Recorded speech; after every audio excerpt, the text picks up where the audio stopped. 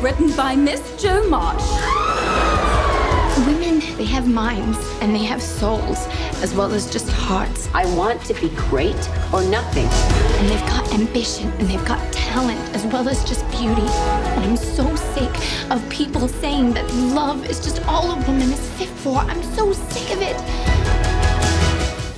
Nice to meet you, and great to see you again, man. Yes, thank you for having me. Fantastic job. Oh, thank you. Kudos. Thank you. And before we get into the question part, I want to say 2 days after this movie opens, somebody's having a birthday. Oh, wow. Thank Happy you. birthday Oh, my to gosh. you. I appreciate Oh, my it. Yes. gosh. The big Yeah. 3-0 so soon. Do you? No, okay. No. So, did you get Christmas presents and birthday presents, or did people try to combine it as one? Oh, man. That's going to sound, ungrateful, but yeah, there was a couple combinations, but that's all right, Tell me about the first time that you actually read this book, became familiar with the story. I don't actually remember reading the book. It was read to me. I don't remember a time when I didn't know who Jo Marsh was and these sisters were, and they felt like they were part of me.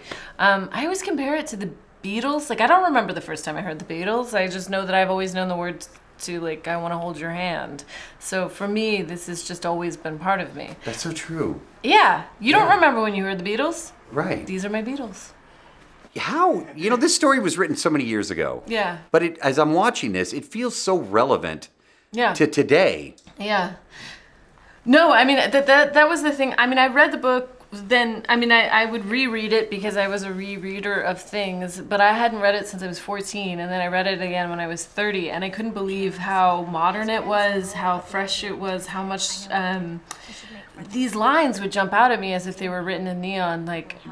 There's a line, "The world is hard on ambitious girls." And I was like, oh my God, the world is still hard on ambitious girls. And then I started researching about the life of Louisa May Alcott and how she owned her copyright and she got a larger percentage of her back end because she knew to argue for it. And while she had her heroine, Jo Marsh, get married and have children and stop writing, she didn't get married. She didn't have children and she kept her copyright. And she was, a self-made millionaire before that was a possibility for women. And I thought, oh my God, this woman has inspired women for 150 years. I've got to figure out how to get at the thing behind the thing that made it so relevant.